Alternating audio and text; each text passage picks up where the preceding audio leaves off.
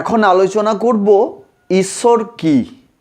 তাহলে ঈশ্বর বলতে বোঝায় যার পরম ঐশ্বর্য আছে এবং পরম জ্ঞান আছে, মানে জগতের সমস্ত ঐশ্বর্যের মালিক হলেন ঈশ্বর এবং জগতের পরম জ্ঞানের মালিক হলেন ঈশ্বর।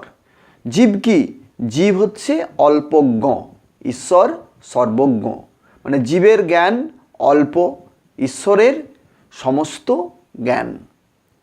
তাহলে ঈশ্বর বলতে কি বোঝায়? ঈশ্বর বলতে বোঝায় জগতের নিয়ন্তা, মানে জগৎকে নিয়ন্ত্রণ করেন যিনি, তিনি হলেন ঈশ্বর।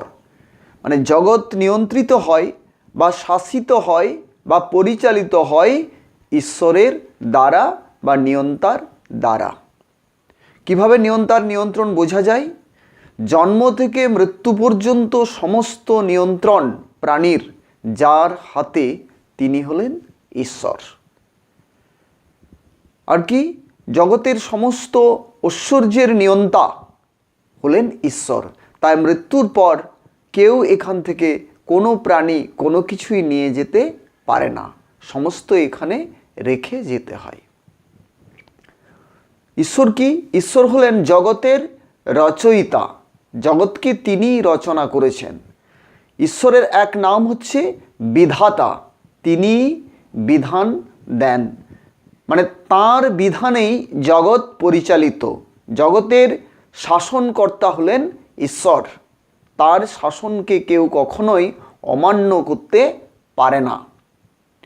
তাহলে জগতের সমস্ত কিছুর নির্ধারণকারী বা সমস্ত কাজ, মানে জগৎ যে রচনা করেছেন তিনি ঈশ্বর। তাহলে তার একমাত্র কাজ হচ্ছে জগৎ সৃষ্টি, দ্বিতীয় কাজ তিনি আর করেন না।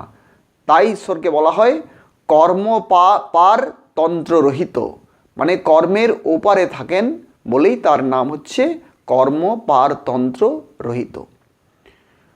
আর কি? ঈশ্বর হচ্ছে ফলদাতা, মানে জগতের সমস্ত কর্মের ফল দেন তিনি। ঈশ্বর কি রাজা, আর জগতের সমস্ত সবাই হচ্ছে, সমস্ত মানুষ বা সমস্ত প্রাণী হচ্ছে তার প্রজা, তার শাসনেই এরা শাসিত হয় বা পরিচালিত হয়। আর কি? ঈশ্বরের এক নাম প্রাণ পুরুষ। কেন প্রাণ পুরুষ? তাহলে জগতের সমস্ত প্রাণী বা প্রাণীকে প্রাণদান করেছেন যিনি, তিনি হলেন ঈশ্বর। জীবাত্মার বা আত্মার সবচেয়ে নিকটে যিনি থাকেন তিনি হলেন পরমাত্মা বা পরমেশ্বর বা ঈশ্বর। কিভাবে নিকটে থাকে? তাহলে জীবাত্মার সবচেয়ে বেশি প্রয়োজন যাকে, তিনি হলেন ঈশ্বর। কেন? কারণ জীবাত্মা যদি কখনোই মানে জীবাত্মা যে শরীর পায়, মানে স্থূল শরীর ধারণের পর যার নিয়ন্ত্রণ সবসময়, যার নিয়ন্ত্রণেই ওই প্রাণী পরিচালিত হচ্ছে, সেই জন্যই জীবাত্মার প্রয়োজন ঈশ্বরকে সবচেয়ে বেশি করে। তাই জীবাত্মার সবচেয়ে নিকট সম্বন্ধ যার সঙ্গে, সেটা হলো পরমেশ্বরের সঙ্গে। ঈশ্বরের এক নাম পরমার্থ। তাহলে পরমার্থ কি? পরমার্থ হচ্ছে শ্রেষ্ঠ অর্থ। তাহলে সমস্ত অর্থ যার কাছে সঞ্চিত বা যার কাছে বশীভূত, সেই হচ্ছে ঈশ্বর। তাহলে জগৎ কার বশে? জগৎ ঈশ্বরের বশে। জগৎকে বশীভূত করে রেখেছেন যিনি, তিনি হলেন ঈশ্বর। আর কি? ঈশ্বর হচ্ছেন কি? যে সমস্ত কর্মের ফলদাতা। তো তাহলে শুধু ফলদাতা নয়, ঈশ্বর হচ্ছে প্রাণদাতা, জীবনদাতা, ধন সম্পত্তিদাতা, বিদ্যাদাতা, শক্তিদাতা, মুক্তিদাতা। অর্থাৎ ঈশ্বর হলেন সর্বদাতা, আর প্রাণী হলো তার দানের গ্রহীতা। এই দাতা ও গ্রহীতার সম্পর্ক মানে বোঝার ক্ষমতা পৃথিবীতে মানুষ ছাড়া আর কারুর নেই। তাই মানুষের উচিত এই সম্পর্ক বা এই সম্বন্ধ সঠিকভাবে বুঝে নেওয়া। মানুষ ঈশ্বরকে ভুলে থাকতে পারে, ঈশ্বর কিন্তু এক মুহূর্তের জন্যও কোনো মানুষকে ভুলে থাকেন না, কোনো প্রাণীকেই ভুলে থাকেন না। কারণ কি? ঈশ্বরকে না চিনে না জেনেও মানুষ এখানে থেকে যেতে পারে, কিন্তু তার শাসন না মেনে একটুও থাকতে পারে না। তার শাসন না মেনে, তার নিয়ম না মেনে একটা মুহূর্তও বাঁচতে পারে না। কেন? কারণ তার নিয়মেই শ্বাস চলে, তার নিয়মেই জীব জীবনযাপন করে, তার গতিতেই জীব পরিচালিত হয়।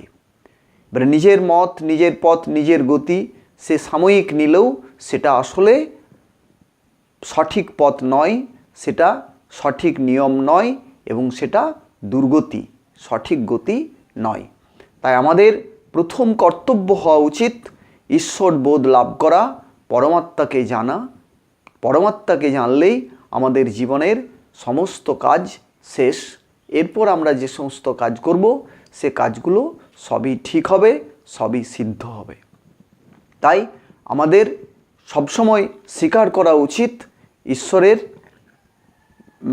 অবদান। ঈশ্বরের দান বা অবদানকে যদি আমরা অস্বীকার করি তাহলে আমরা কি হব? আমরা শাস্তিযোগ্য করে তুলব নিজেদেরকে। আমরা কখনোই শান্তি লাভ করতে পারবো না, কারণ ঈশ্বরই হলেন একমাত্র শান্তিদাতা, একমাত্র সুখদাতা, ফলদাতা এবং সমস্ত কিছু দাতা। যেহেতু ঈশ্বর, তাহলে আমাদের উচিত ঈশ্বরের শরণাপন্ন হওয়া।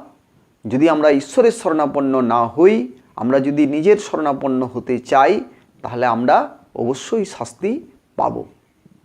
আর কি, আমাদের সমস্ত কিছু ঈশ্বর দ্বারা পরিচালিত হচ্ছে, এটা আমাদের যখন আমরা বুঝে নেব, ধারণা করে নেব, তখনই আমরা নিয়ন্ত্রিত জীবনযাপন করব, নিয়মিত জীবনযাপন করব। তবেই আমরা ন্যায় ফল পাব, নতুবা আমরা নিজেরা অন্যায় করব এবং শাস্তি পাব। কারণ ঈশ্বর কি? ঈশ্বর ন্যায়কারী এবং দয়ালু। তাহলে ঈশ্বরের ন্যায় প্রতি মুহূর্তে প্রতি প্রাণীর উপর বর্ষিত হচ্ছে। তাই ঈশ্বরের ন্যায়কে কেউ কখনোই অমান্য করতে পারে না, অস্বীকার করতে পারে না। তাই আমাদেরও এই ন্যায়কারী এবং দয়ালুকে সবসময় স্মরণ মনন এবং তার বিধান, তার নিয়ম পালন করেই চলা উচিত।